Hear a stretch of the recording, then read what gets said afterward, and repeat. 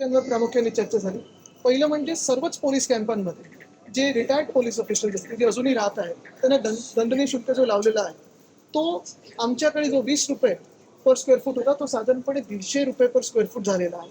आमची विनंती हीच राहिलेली आहे, की एक भूमिका घेऊन याच्यात हा परत एकदा जो शुल्क लावलेला आहे, तो स्थगित करावा किंवा पुन्हा एकदा जो आधीचा होता त्याच्यावर आणावा. कारण हा शुल्क कोणालाही परवडत नाही, हा दंड कोणालाही परवडत नाही.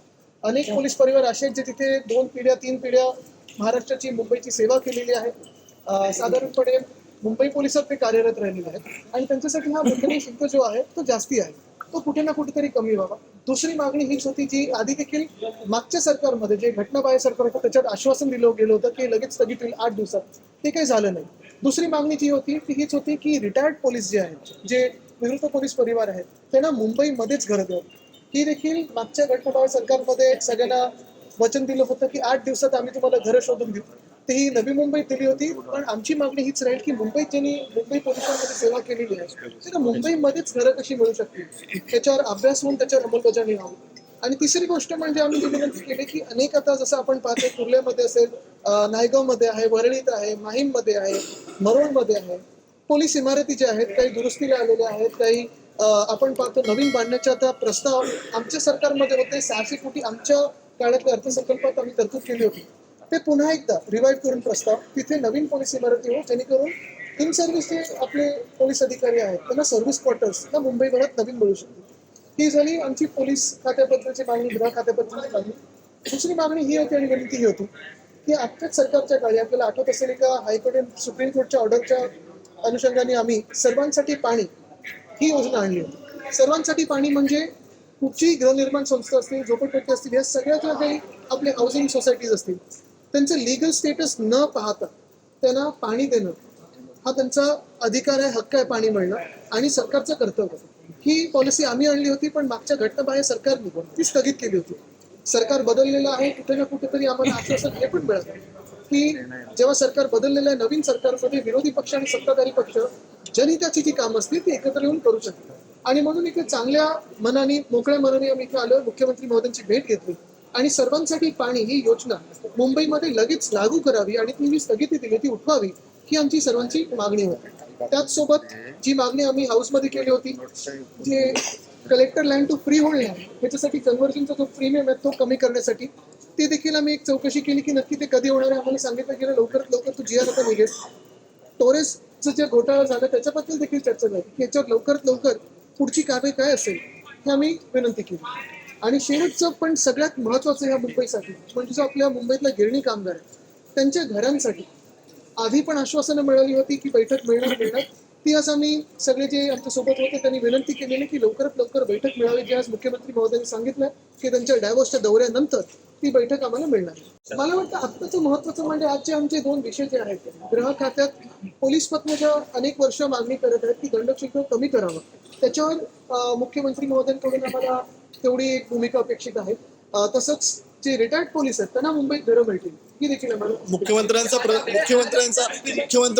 या बोलण्यासंदर्भात चर्चा करताना प्रतिसाद कसा होता?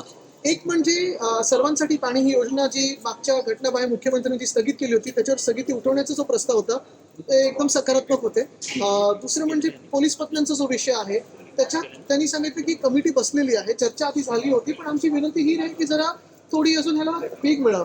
मागील काही दिवसांपासून तुम्ही मुख्यमंत्र्यांनी भेटताय, मुख्यमंत्र्यांनी भेटताय, सामनात्मक कौतुक होतंय, नेमकं हे गणित काय? बघा तुम्हाला एक सांगतो, ह्याच्यात जास्ती काही गुपित असं नाहीये. एक स्पष्ट आहे की निवडणूक ठीक आहे, आमचा संशय आहे ईव्हीएमवर आहे, कोणाचं सरकार वगैरे हे सगळं आहेच अजून, म्हणजे ईव्हीएमचं सरकार आहे की जनतेचं सरकार आहे ही सगळी वेगळी गोष्ट.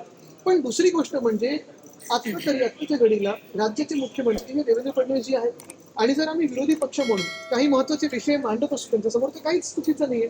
आमचं सरकार असताना देखील आमच्या अनेक भेटी झाल्या तेव्हा ते विरोधी पक्ष नेते होते.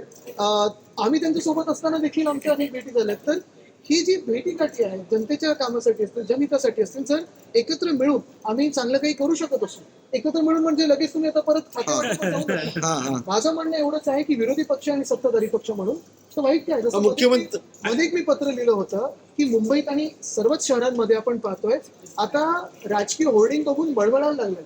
अगदी म्हणजे कोणाचं काही छोटे काही असलं तरी 10-12 फुटाचे होर्डिंग लागायला लागले. कुठे ना कुठेतरी जर त्यांनी पहिलं पाऊल टाकलं मुख्यमंत्री महोदय म्हणून, आम्ही पण पाऊल त्यांचं मॅच करू. मुख्यमंत्री देवेंद्र फडणवीसांचं कौतुक सुप्रिया सुळेंनी केलं त्यांच्या कामाचा आढावा घेऊन. तर तुम्ही मुख्यमंत्री देवेंद्र फडणवीसांचं माझी इच्छा आहे की हे जर 2 कामं आम्ही घेऊन आलो होतो ती झाली तर आम्ही पण नक्कीच कौतुक करू. आणि मित्र पक्षांच्या बाबतीत विधानसभेच्या आधी भाजपची भूमिका वेगळी होती. समजा उद्धव बाळासाहेब ठाकरे गटात कोणी येत असेल तर ते शिंदेकडे जात होते. मात्र आता तसं होताना दिसत नाहीये. डायरेक्ट भाजपचा ऍक्सेस जो आहे तो वाढलेला दिसतोय. तुमचा अनुभव इतर पक्षांना येईल असं वाटते मित्र पक्षांच्या बाबतीत भाजप मी आता या 2 विषयावर बोलू. तुम्हाला बाकीची हेडलाईन नाही मिळणार. पृथ्वीराज चव्हाण म्हणाले देवेंद्र फडणवीस से मुलाकात की क्या वो मुद्दे थे जो आपने रखे? आज मुख्यमंत्री देवेंद्र फडणवीस जी से मुलाकात हुई. मैंने 2-3 डेलीगेशन के साथ में हमारे साथ आमदार सचिन सुनील जी दोनों थे और बहुत सारे डेलीगेशन थे. 2-3 जो विषय है प्रमुख विषय तो यही था कि जो हमारी पुलिस पत्नी है और रिटायर्ड पुलिस ऑफिसर्स है उनके काफी सारे विषय थे. पहली बात तो ये थी कि उनको एक जो पेनल्टी लगाई जाती है एक्सटेंडेड स्टे के लिए वो 150 रुपए प्रति स्क्वायर फुट वो कम किया जाए या उसको स्थगित किया जाए. दूसरी यानी जो रिटायर्ड पुलिस है जिन्होंने मुंबई की सेवा की है, महाराष्ट्र की सेवा की है, मुंबई पुलिस से सेवा की है, उन्हें मुंबई में ही अपना हक का घर मिले, ये हमारी बात थी. तीसरी बात ये थी कि मुंबई में काफ़ी सारे ऐसे सर्विस क्वार्टर्स हैं जो अभी डिलैपिडेटेड है. फिर वो माहिम में हो, नायगांव में हो, बरोड़ में हो, वनी में हो, काफ़ी सारी जगह पे है. उन्हें हमारी सरकार ने रिजुविनेट करने का प्लान किया था, रीडेवलप करने का जो प्लान किया था उस पर अमल. तो ये सारी बातें थी. दूसरी बात तो ये थी कि जो हमारे मिल वर्कर्स हैं उनके भी घरों का काफ़ी सारा मसला बहुत सालों से पेंडिंग है. एक मीटिंग उनको भी मिलनी चाहिए, ये हमने विनती की है. तीसरी बात, हमने एक पॉलिसी लाई थी वाटर फॉर ऑल. इस पॉलिसी के तहत मुंबई में जो भी घर है, फिर वो चाहे स्लम्स हो, चॉल्स हो, हाई राइज सोसाइटी हो, हाउसिंग सोसाइटी हो, उनका लीगल स्टेटस न देखते हुए उन्हें पानी मिलना उनका अधिकार है, उनका हक है. यही पॉलिसी कहती थी और इस पॉलिसी को स्थगित किया था पिछली जो एक अनकॉन्स्टिट्यूशनल सरकार है उन्होंने, उसे वापस वो पॉलिसी को स्थगिति से बाहर लाया जाए और उसकी अमल. सर यूपीडी ने कल दिल्ली में आपको सपोर्ट अनाउंस किया है, इस बारे में आप क्या कहना चाहेंगे? कांग्रेस काफी कंट्रोवर्सी क्रिएट कर रही है. कांग्रेस काफी ये मैं कहना चाहता हूँ कि दिल्ली सरकार ने यानी केजरीवाल सरकार ने जो काम किया है पिछले 10 सालों से हो या उन्होंने जो स्कूलों के बारे में हो, शिक्षा व्यवस्था हो, स्वास्थ्य व्यवस्था हो, काफी अच्छा काम किया है. पूरी दुनिया में उनकी बातें अच्छी होती रहती है और अगर दिल्ली वासियों की सेवा करनी हो तो फिर एक बार केजरीवाल सरकार जरूरी है. लेकिन कांग्रेस वहाँ पे अलग थलग पड़ी हुई है. आप इंडिया अलायंस का हिस्सा है. क्या उसका असर राज्य इंडिया अलायंस में केजरीवाल साहब भी हैं, ममता दीदी भी है, हम भी हैं, सारे लोग हैं.